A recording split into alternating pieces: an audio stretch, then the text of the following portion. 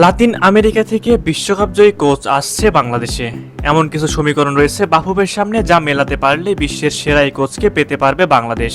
বাংলাদেশ দলে এখন যে সকল ফুটবলাররা খেলবে তারা সবাই বিশ্বমানের, আর বিশ্বমানের ফুটবলারদের কোচিং করাতে অবশ্যই বিশ্বমানের কোচই দরকার। এসব মেরুদণ্ডহীন কোচ দিয়ে দেশের ফুটবলে শুধু ক্ষতি হবে, আর সেই জন্য সবাই চাইছে একজন বিশ্বমানের কোচকে যেন নিয়োগ দেয় বাফুফে।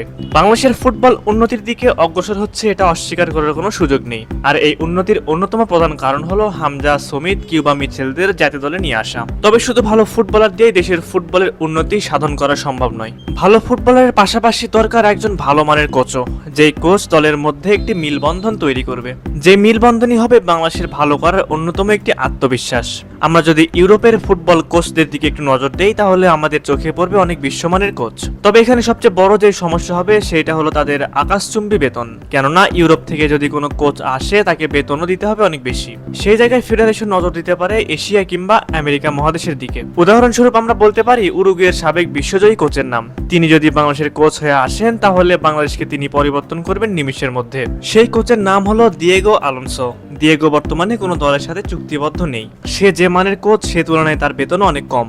2022 সালের বিশ্বকাপে উরুগুয়ে ন্যাশনাল টিমে কাভানি আর সুয়ারেজদের দলের হেড কোচ ছিলেন তিনি। তার ক্যারিয়ারে তিনি অনেক বড় বড় দলের কোচিং করিয়েছেন। তাকে যদি একটা দীর্ঘমেয়াদী ভিশন দেখানো যেত বাংলাদেশের ফুটবলের উন্নয়ন নিয়ে, তাহলে তাদেরকে রাজি করানো খুব সহজ হয়ে যেত।